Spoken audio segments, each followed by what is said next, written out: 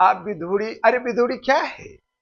एक सांसद रहा, ठीक है, पार्लियामेंट के अंदर इसी ने कहा आतंकवादी, कटुआ कहा, अलगाववादी की बात कहा, कभी हेमा मालिनी, कभी प्रियंका गांधी को अपमान करते हैं, तो ये महिलाओं की अपमान करते हैं। अरे अतिशी ठीक है कि वो जो है एक शैडो मुख्यमंत्री है दिल्ली का, उसने खड़ा और रख दी है, खुद भरत बन गई है, लेकिन महिला है, महिला का सम्मान होना चाहिए। आप हार जीत की बात है, आप कहिए कि भाई अतिशी को वोट ना दो, मुझे वोट दो, अतिशी ने काम नहीं किया, अतिशी जो है जुमलाबाजी किया, यहां तक तो ठीक है, लेकिन किसी की अपमान महिलाओं को करना ये उचित नहीं है। मैं इसका विरोध करता हूं, भर्त्सना करता हूं। और यही आपने सब आप विधूड़ी की बात कर रहे हैं। कंगना रनावत ने जो बीजेपी में दुनिया भर के गलत स्टेटमेंट दिया, तब भी हमने कहा कि चलो जी वो बच्ची है, अभी नया है, नया फील्ड में आई है, हो सकता है ज्यादा ज्ञान नहीं हो, माफ कर दो। फिर हमने दूसरी बार देखा कि बीजेपी के प्रवक्ता जो पुना वाले हैं, तो वो उन्होंने भी गलत स्टेटमेंट दिया। हमने कहा चलो यार तू भी जवान है, तेरे को माफ कर दे। लेकिन जो कल से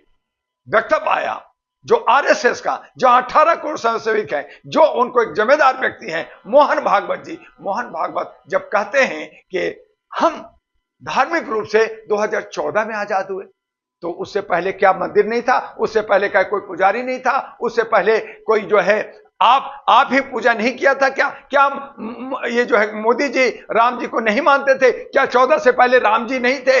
तो ये सब इस तरह की बोलना ये गलत बात है। हम सदियों से धार्मिक लोग हैं, राम को मानते हैं, सभी अलग अलग आस्था, मुसलमान अपना आस्था रखता है, जैन अपना आस्था रखता है, सभी धर्म का, सभी समुदाय का अलग अलग आस्था है और सदियों से है। आज आप कहते हैं कि 14 में आजाद हुए, तो अब कल को कर्नल रावत ने कहा कि देश 2014 में आजाद हुआ, तो 1947 में क्या हुआ? और जितने भी स्वतंत्रता सेनानी जो सलार जंग में जो ना जाने हजारों लाखों लोग मरे, जिन्होंने शहीद दिया, भगत सिंह, चंद्रशेखर, आप गांधी, सबको गाली दे रहे हैं।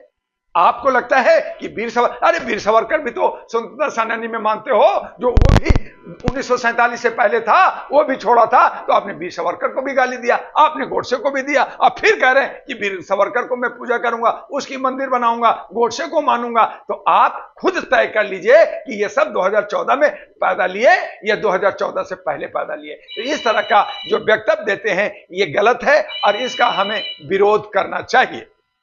तो लगातार इस तरह के जो बयान आ रहा है उसको आप क्या मानते हैं कि चुनावी स्टैंड है क्या? ये सब जो है कीड़े मकोड़े की तरह, चुनाव की तरह बुलबुल बुलबुल करते हैं। ये बरसाती मेढक है, टर टर करते हैं, चुनाव खत्म, बात खत्म, सब लूट खसोट में लग जाते हैं। जनता जहां है वहीं रहती है, पीसते रहती है, महंगाई में, बेरोजगारी में, नौजवानों को नहीं मिलता, शिक्षा नहीं मिलता, स्वास्थ्य नहीं मिलता, उसमें तड़पते रहते हैं, हम मरते रहते हैं और ये मजा सेकते रहते हैं, रोटी सेकते रहते हैं और ये फिर एक नमूना दिखा करके विदेश में कहते हैं मैं विश्व गुरु हूं, मैं सोने की चिड़िया हूं। अरे काहे को सोने का चिड़िया भैया?